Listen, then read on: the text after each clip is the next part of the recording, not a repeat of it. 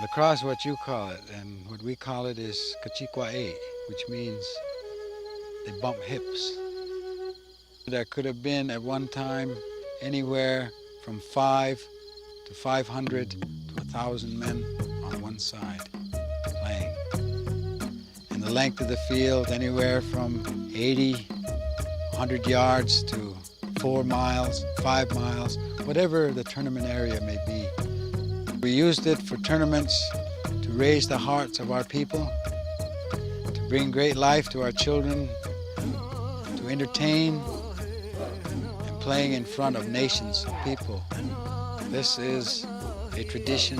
This is the sport that's played when someone is sick. This is a communication with the great Creator, to present to the Creator that we have not forgotten the gifts of good life, of strength, of ability.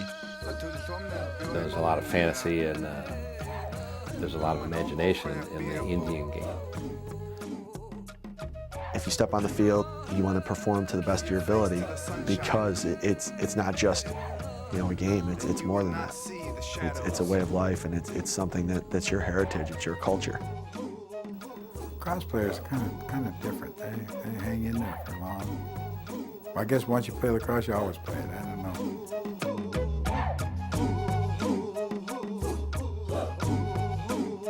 It doesn't matter if you're from Onondaga, from Baltimore, from Long Island.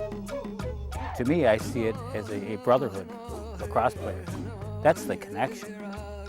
The game itself connects everybody. There's a lot of power there in that lacrosse game.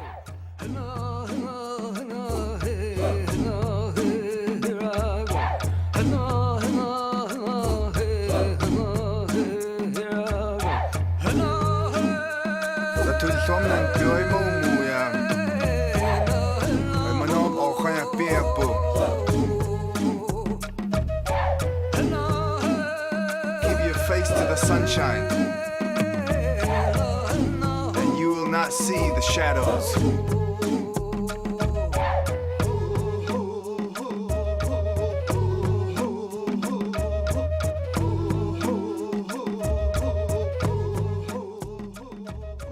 Well, lacrosse is an invention of North American Indians. There's all varieties of lacrosse. There's a two-handed stick game played by southern nations. Single stick but smaller, round cup played by Great Lakes Indians, and played right across the country at one time. But the long stick game, stick that we know today, that's Iroquois. And the origin of that is here. Well, there's a lot of exaggeration that has come down in sort of the white man's lacrosse mythology, one of which is that the fields were 3 miles long and that they played for months at a time, things like that. Well, people did write those kinds of descriptions down, but I think they were doing it for purposes of exaggeration, to try to define the fact that, it was not a cute little tennis game, but what was a large field game. For Europeans first coming over here, this was kind of the first team sport that they really had ever seen. So the whole concept of teams was pretty foreign at that time. So they were absolutely flabbergasted by what they saw. I mean, they were vastly impressed. The original sport of lacrosse, or Tehanshikwa'es, was played with wooden sticks and leather or wood balls on wide open fields. The goals were great distances apart, and the number of players could range from 5 to 500 on each team. In 1867, Montreal dentist George Beers published his revised rules of lacrosse. The field became constricted to 120 yards in length and 60 to 70 yards in width. There were 12 players on each team, and the games were won by scoring 3 goals. Today, lacrosse is played on a field 110 yards in length and 60 yards in width. 10 players are on the field for each team. There are 3 offensive attackmen who use sticks ranging from 40 to 42 inches in length, 3 midfielders who use the same size sticks as the attack, 3 defensemen who have sticks that range from 60 to 72 inches, and a goalie who uses an oversized stick head to save shots that reach speeds over 100 miles per hour. The game has changed drastically throughout the years, but the essence of the game, the competition, the spirit, and the sacredness are all Indian. And settled arguments. Settle war. Instead of war, the game would settle it. Boy, wouldn't that be nice today? When you find something embedded in a myth of a people, it's a pretty clear indicator that this thing is a very old thing in their culture. The heritage of the game goes deeper than just, the people. There's the old myths about the animals and them playing lacrosse, and it's something that, as a heritage, the Iroquois and the Native Americans in general really are, in a lot of ways, connected with the animals and the plant life that surround and inherit the earth, and that's a big part of our way of life.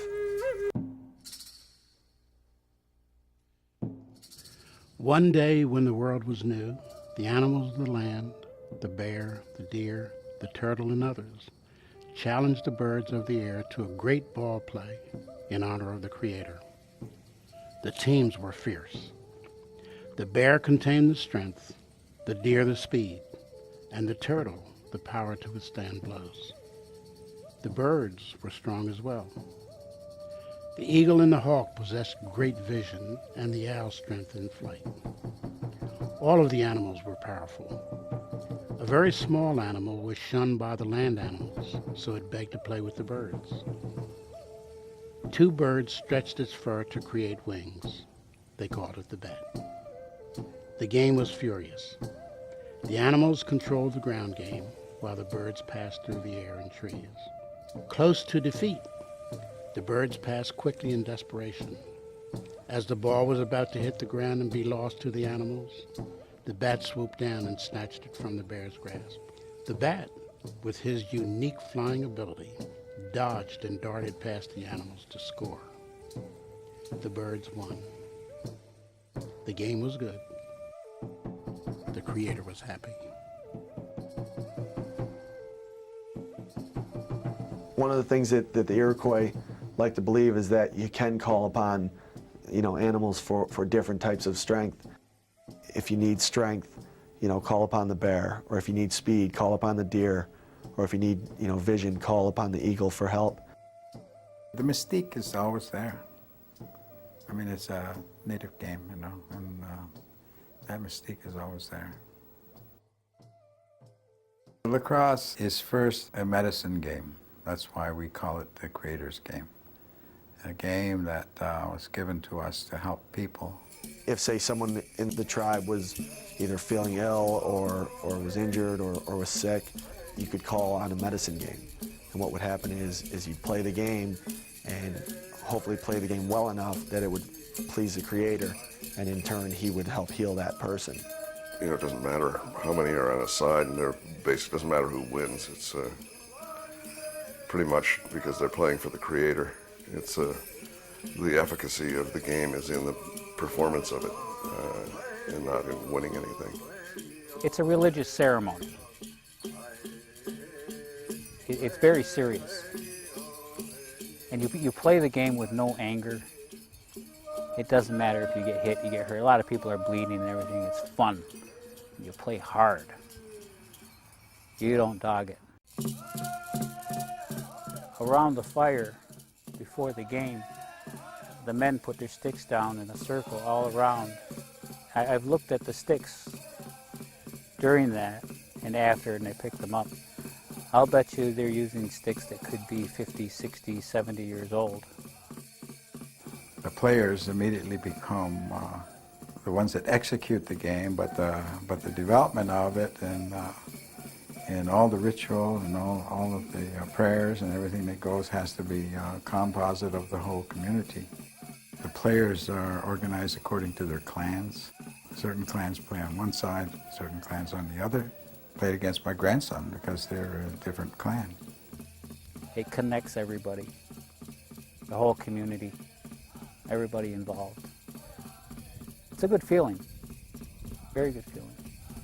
And reinforces the process that we have for one another and looking out for one another. It's a Thanksgiving and appreciation for a great sport, and really, in that context, not really a sport.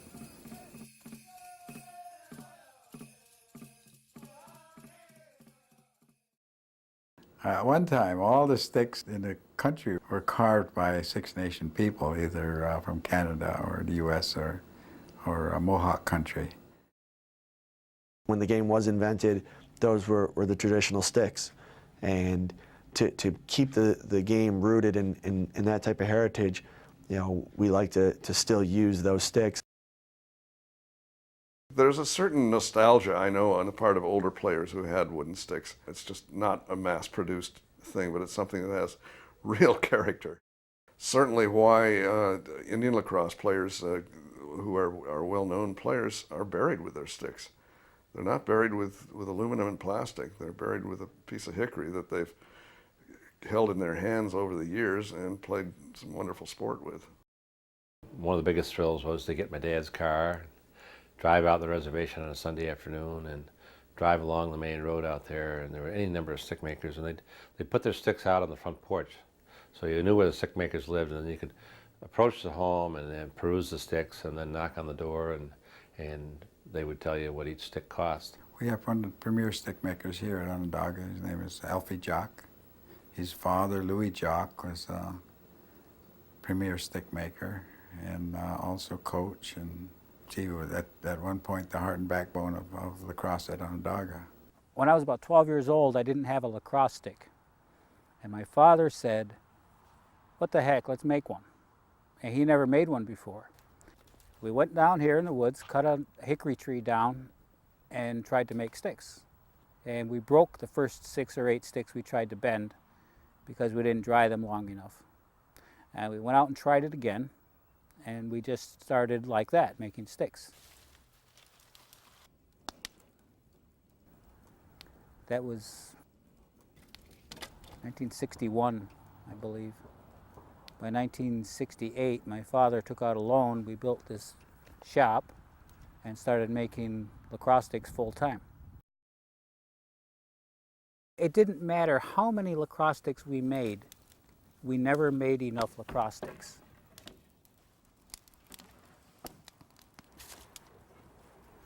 We made 11,500 a couple years in a row, and we probably could have made and sold 15 or 16,000. And that was increasing. Lacrosse was increasing. We weren't the only lacrosse stick factory.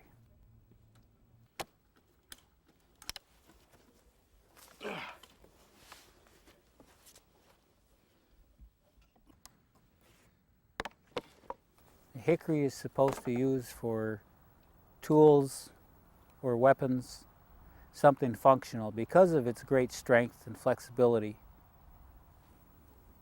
there's power in that tree. There's power in that wood. And that you transfer to your stick. That stick transfers to you that power, if you know how to use it. So a wooden stick with a hard cross check and a big man behind it will slow you down considerably. Now that's where you're going to make the difference on the defense with a big stick. You get out there and touch somebody, hit them hard, let them feel some wood. We played a Native American team, and my attackman said, "My God, coach, look at, they have wooden sticks." And I said, "Yeah, that's the tradition. That's the real McCoy." And they didn't want to get hit by him.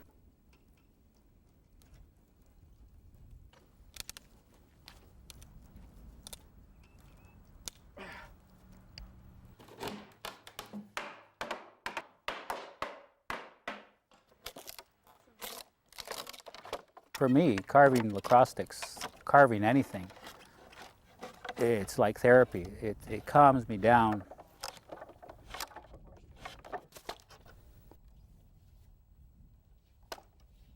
That's the year process. Step by step, little by little. Most of it's drying time.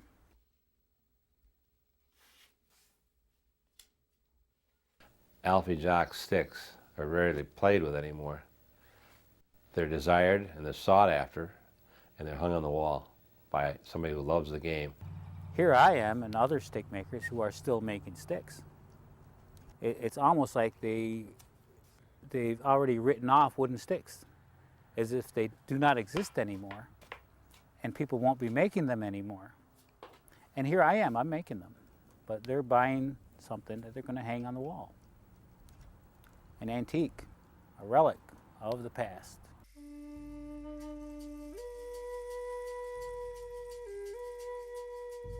And it was only in the beginning of the 70s that plastic began to come in.